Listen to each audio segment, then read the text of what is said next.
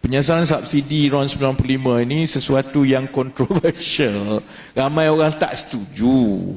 Jadi sebab itu walaupun semua ni dah dibincangkan daripada tahun lepas, untuk kita dapat keputusan tu lambat.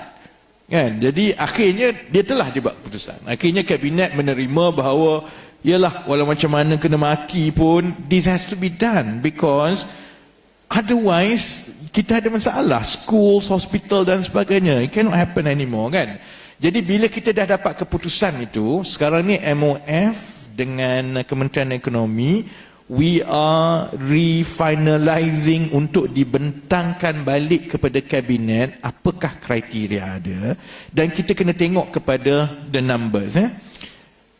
8 bilion itu adalah jangkaan bahawa hampir 40% daripada subsidi sebenarnya dipakai oleh T20 dan juga orang asing.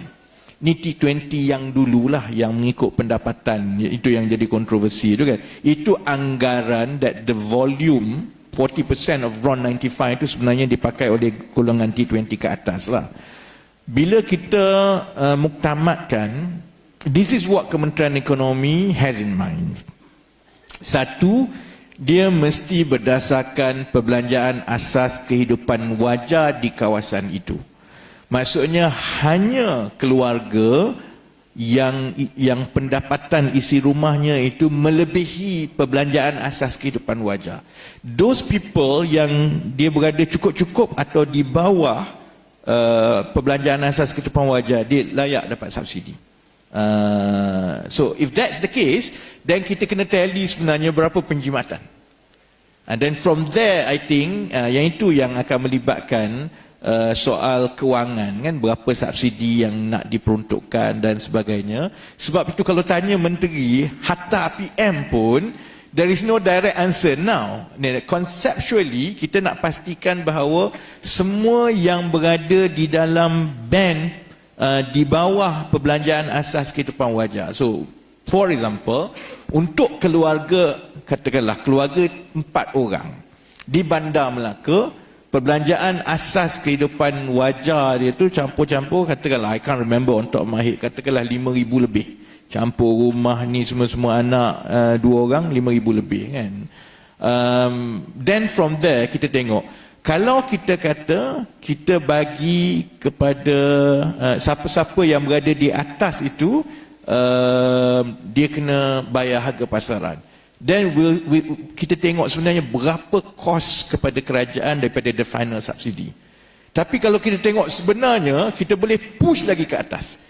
Maksudnya, kalaupun perbelanjaannya adalah lebih daripada perbelanjaan asas kehidupan wajar, tapi kita push lagi, tambah lagi 1,000, tambah lagi 2,000, then we can define anyone above a certain percentage of perbelanjaan asas kehidupan wajar tak payah bayar. The problem with that is that kita kena go through that dollars and cents and the numbers data sekarang yang sedang berlaku sekarang.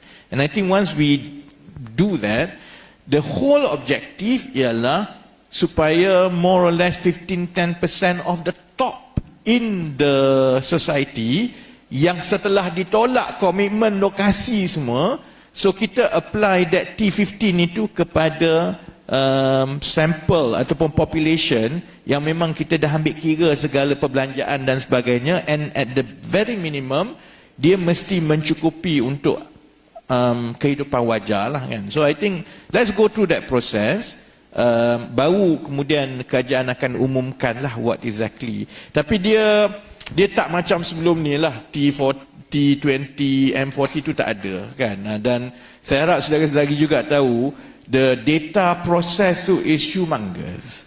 Dia tak pernah dibuat dalam sejarah negara kita yang kita nak kena tentukan keadaan sosioekonomi setiap isi rumah seluruh Malaysia. We never do that. Kalau kita buat STR ke sebelum ni, kan, dia sebenarnya hanya pendapatan individu ikut dia saja. Kita tak ambil kira sangat lah, anak, tanggungan dan sebagainya, kan. So, I mean, give us some time to go through that. Tapi I can assure that is not going to be pendapatan isi rumah kasar. Dia akan mengambil kira anak, lokasi, tanggungan, rumah, semualah, kenderaan dan sebagainya. Okey?